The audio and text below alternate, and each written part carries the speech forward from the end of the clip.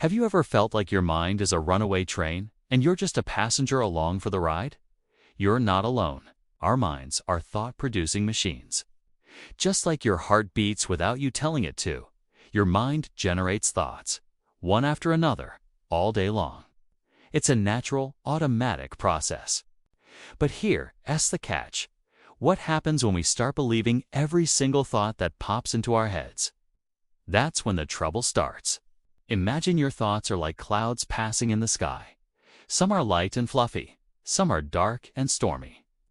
Now, imagine you try to grab onto every single cloud, identifying with it, letting it define your entire sky. That would be exhausting, right? This is what many of us do with our thoughts. We cling to them, especially the negative ones, and let them become our reality. In Buddhist psychology, this identification with our thoughts is seen as a primary source of our emotional suffering. When a thought like, "I'm not good enough," appears, we don't just observe it, we become it. We let it dictate our feelings, our actions, and our sense of self-worth. But what if I told you that you are not your thoughts? This is a revolutionary idea for many of us. There's a part of you that is separate from the constant stream of mental chatter. This is your awareness, the silent observer within. Think of it this way. When you're watching a movie, you know you are not the characters on the screen. You are the one watching. The screen is your mind, the movie is your thoughts, and you are the awareness, the conscious presence observing it all. The observer is not the content. Your thoughts are just events happening within your consciousness. They are not the entirety of who you are. Recognizing this distinction is the first step toward freedom. When you realize that thoughts are just thoughts, temporary, fleeting mental events, they start to lose their power over you. You don't have to fight them, suppress them, or even change them. You simply learn to notice them without getting entangled. It's like standing on the bank of a river, watching the leaves and twigs float by. You don't have to jump into the river and get swept away by the current. You can just watch. Let's try a little exercise. Right now, just close your eyes for a moment if you can, and notice the thoughts that are present. Don't judge them, don't analyze them. Just acknowledge them. Maybe there's a thought about what you need to do later, a memory from yesterday, or a worry about tomorrow. Just see them. There's a thought about my to-do list. There's a feeling of anxiety. By simply naming them, you create a little bit of space between you and the thought. You are now the one noticing the thought, not the one consumed by it. This practice of mindful awareness isn't about emptying your mind. That's a common misconception. The mind will always think that's its job. The goal is to change your relationship with your thoughts. Instead of being their prisoner, you become their curious and compassionate observer. When we stop automatically believing every single thought, a profound shift occurs. The mental space that was once filled with noise and reactivity begins to open up. And in that space, something beautiful can grow: calm, clarity, and compassion.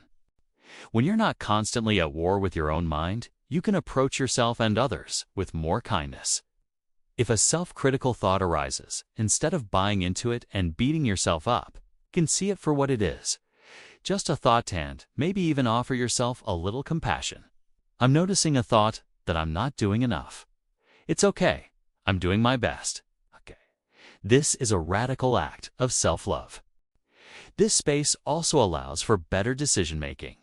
When you're not reacting impulsively based on fear-based or anger-fueled thoughts, you can respond to situations from a place of wisdom and balance. Think about a time you got really angry or anxious. Chances are, it started with a single thought that you latched onto.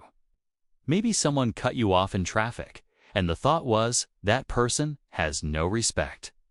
You grabbed onto that thought, replayed it, added more angry thoughts to it, and suddenly your whole body was tense, your heart was racing, and your day was soured. What if, in that moment, you had simply noticed the thought, there's an angry thought, and let it pass like a cloud? The entire emotional spiral could have been avoided.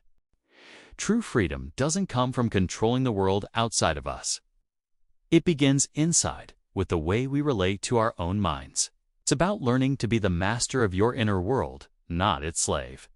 It's about realizing that you have a choice.